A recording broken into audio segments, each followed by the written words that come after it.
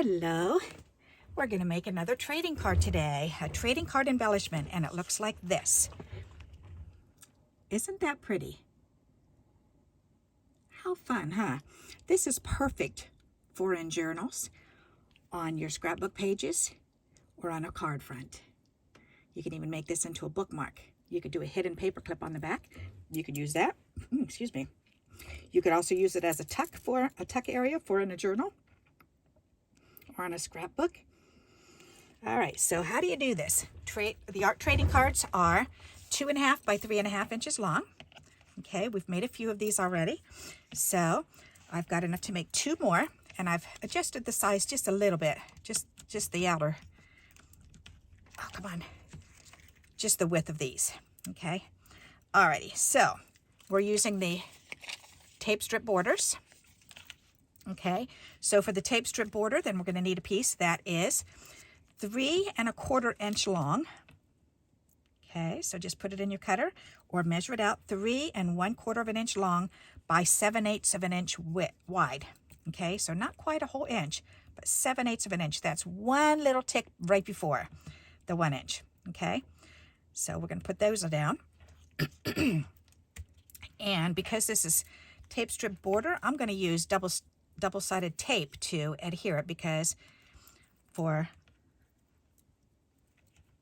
to make it run a little bit quicker for me without having to worry about waiting for this to dry, because sometimes this takes a little bit longer to dry because it's rippled and I want it to lay flat. Okay, so because when I roll it in a roll, then see how it kind of goes scalloped a little bit. So, and that will sometimes hinder me trying to glue it down in a quick way. So for TV screen reasons, we're going to do it this way. All right, so we're going to leave a little border along the side and press that down. All right, so there's that one. Okay, we've got our butterflies. We can move those up there. All right, and again, this one is 3¼ length and 7/8 inch width. Okay, and I'm just going to make 2 of these at the same time. And you can use whatever colors you want to make. And my base card is white, so that way everything's going to match, which is nice. So this is another great idea to use up your white scraps. Cut them into art trading card sizes, that 2.5 by 3.5. And you can make a whole bunch of these.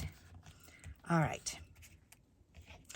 Okay, so then the side pieces are all going to be 1 inch. These are both 1 inch by 1.5 inches long. So the length is 1.5 inches. Okay. And then this one is 1.5 inches long, but it's 1¼ inch wide. So this is a fatter one. Okay. So can you see that? So there's 2 thinner ones that are exactly 1 inch, and the middle one is the 1¼ inch. All right. So 1¼ for that middle one. Okay. There we go. So let's go ahead and put these ones down, and these ones I can just glue. Alrighty, so, and I'm going to do the top and bottom ones first, because that way it's a lot easier to line up the middle one. So put a little glue on here, and we'll go ahead and put this down and try to leave a little edge around it, and then do the bottom one.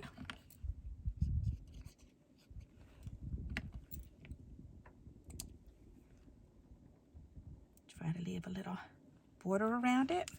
And then this one, this has words on it. That's really, says something to brownies. It's talking about brownies. I know, now you're hungry for brownies, huh? It's funny, I don't remember what they taste like, but I remember the texture. I used to be addicted to chocolate before I found out I was allergic to it. Very allergic to it.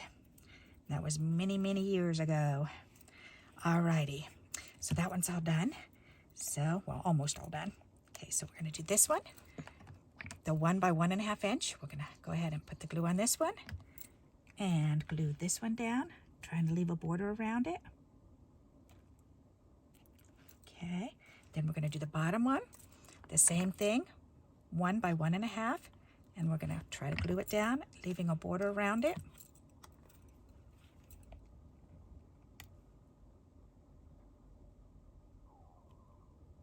Okay.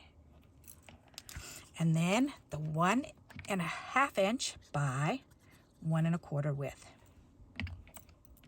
And this one should fit right in between them. And there you go, perfect. All right, so check those out. Aren't they pretty? All right, so see what I mean? I kind of adjusted these ones were too close together and I wanted a wider width over here. So I just cut them down. All righty, so now I want to use this gorgeous thread. My friend just wrapped these up for me and she shared, she had these nice size spools of them. So she shared with me and this is so perfect for what I wanted to do. All right, so you're gonna wrap this around twice. So it's gonna go once, twice, okay? So let's see how long that is. That's probably about 8, oh no, that's a good 12, 13 inches. Ooh, there you go. So you want about 13 inches of thread. Okay. So wrap it around once, wrap it around again, and then we're going to take this and we're going to want to wrap it underneath the other one that was wrapped around before I tie it. Okay, so now before I tie it in a knot, I'm going to use my tweezers here as an extra hand. There. Thank you for holding that for me. Alrighty, and then I'm going to just tie a little knot right here. Ta-da! And then you just pull this out and you tighten that knot.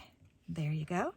And then we can take this and we can trim it down. There you go. And then just kind of spread these, kind of spread eagle them to make 2 little triangles. Okay, see the triangles? All right, so that one's done. So let's do the other one. Alrighty, and again, I'm leaving off about 1 inch, and then wrap it around once, twice, and pull it up and over, and then you want to cut it about 1 inch off. Okay, so if you're working from the spool, then that's how you can see how long to make it. Alrighty, there. So then we want to wrap this one over and underneath that other one. Make sure that they're both together.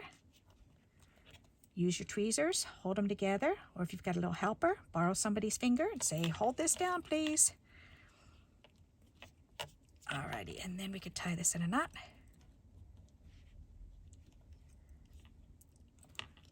And tie it tighter. That one came out even longer. And I always save these little bits and pieces that I cut off because you can tie these all together and make a little faux bow out of them. So just by taking them like this and then just tying a little string around and tying it in a knot. All right, so we can use that later on for something else, or you can toss them, whichever you prefer. Alrighty, so those are done. So now all we have left is to add the pretty little postage stamp. And this postage stamp, I made these a while ago on book paper, and somebody sent me an envelope that had this gorgeous butterfly washi tape on it. So I just took it off and put it on the book page and cut it out with my decal scissors and made my own little faux stamps. Aren't they pretty? Faux postage stamp, I should say. So we're going to go ahead and take this, put a little glue on there, and put that on, and voila, that one is done. We're going to do the same thing here, and voila, that one's done. Aren't they pretty? What do you think of those? Pretty nifty, huh? Another fun way to use our scrap tape borders. So we're going to be using these a lot. I love coming back to this because these are definite scraps that we all have, and so we can make these tape borders and use them for all kinds of different things. Alrighty, so we're done with that. I can put my tape back away. Alrighty, so I hope you like this idea. Let me pull these up so you can get a closer view of them. Okay, and I'll put this other one up here too so you can see the difference. Actually, I should do it this way so you can see the width difference. There, that way, okay. So do you see the difference in the width? All right, and then I can put these two up in the view for you. Aren't they pretty? I love how they came out. All right, so I hope you do like this idea and you'll give it a try. And until we meet again, happy crafting. Bye-bye.